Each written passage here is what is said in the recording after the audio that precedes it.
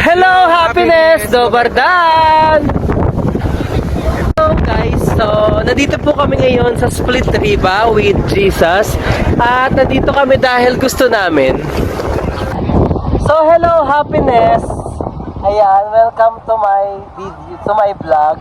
So right now kasama po natin yung nag-iisang Jesus ng Croatia. Ayan, update lang tayo. Ngayon ay nagdiriwang siya ng 8 months niya. 8 months ba? 8 months na siya dito sa Croatia, na kung saan isa na siyang biyasa. Biyasang alipin ng pera. Kumusta ka dito sa Kumusta ka dito sa Croatia after 8 months? Of course, dobro. So yun na nga po, kung napapansin nyo po dati, di ba po siya po yung binlog ko noon 8 months ago, na kung saan wala pa siyang kamuwang-muwang at wala pa siyang alam. Ngayon, after 8 months, ganun pa din. So si Kabayan, siya po yung bagong Pinoy from Pilipinas po, fresh from Pinas. So kumusta? Kumusta yung first day mo? Nakasama? Good morning. Broyotro po.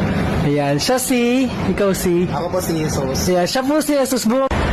Hello, happiness! So, good morning here in Croatia. Ayan, so ngayon I am so proud as nung nakasama ko siya 8 months ago, nakaka-proud lang dahil nakakatuwa po si Jesus dahil napakagaling niya na po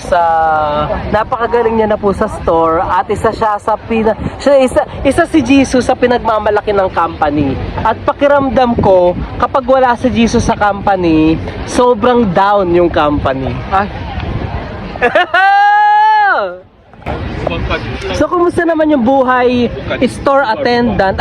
Para po sa nakalaman ng lahat, si Jesus po at same po ng agency ko sa Pilipinas, which is Premier Global Recruitment Agency, store attendant cashier here in Croatia. And sa lahat ng gustong mag-apply, anong maipapayo mo sa mga gustong mag-apply? Siyempre, mag-asikaso na kayo ng requirements nyo, guys. Kung gusto nyo makapunta ng Croatia, kasi iba pa rin dito talaga. Kaya hanggat bata, kailangan nyo talaga magpursige na mag-apply kung ano ba talagang gusto nyo sa buhay. Pero payo ko lang sa inyo, guys, kung gusto nyo talaga pumunta dito, mag-apply na po kayo. At ang daming hiring dito sa Croatia. Store attendant po kami. Ito si Rich. Isa siya sa pinaka the best empleyado sa Rebola dito sa Croatia. Masasabi ko talaga na may malayo talaga ang kanyang mararating, guys. Kasi isipin mo, simpleng tao lang pero kilala siya dito sa Croatia. Maglalakad lang siya. Hi Richie, hello. Rebola. Hi Rebola, Nash Rebola da. Oh, that's the power of Richie by the grace of the Rebola and the God. So yun na nga, may nagtatanong sa mga nag-a-apply papunta dito sa Croatia as store attendant and cashier. So may nagtatanong, ano pwede nating gawing tip na pwedeng mga maitanong, posibleng mga maitanong pag sa interview, employer's interview. Ano yung mga ibang So yun, may nagtatanong, may nag-comment kung ano raw po ba yung magiging tip namin sa mga nag-a-apply bilang isang store attendant and cashier here in Croatia.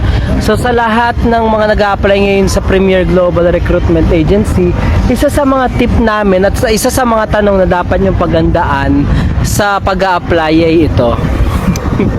Ano yung mga tanong? Nasa akin yung kasagutan. Nasa akin, guys, alam nyo na ha. I-add nyo ako sa social media. Sige, ano. Hindi, joke lang. Tapos, i-follow nyo siya. Ito po yung social media niya. Ito po. Here. Ganito, So, guys. ano yung isa sa mga tip? Unang-una. Ano yung tanong? Unang-una, guys, gusto ko lang sabihin sa inyo na pag mag-a-apply ka dito, inaalaw po ng employer yung no experience. No experience, ibig sabihin, you are willing to learn. Willing to learn, ibig sabihin, mas willing ka na matuto. Dito ka na matuto, sinasabi ko. By the process training. Tapos pangalawa, guys, mostly na tinatanong ng employers na mga tanong kung bakit gusto mo magtrabaho dito sa Croatia. Why you choose Croatia? Bakit Croatia ang napili mo? Gusto mo maging future work mo? Tapos, isa sa mga experience ko, paano mo gagawin yung trabaho mo pang araw-araw?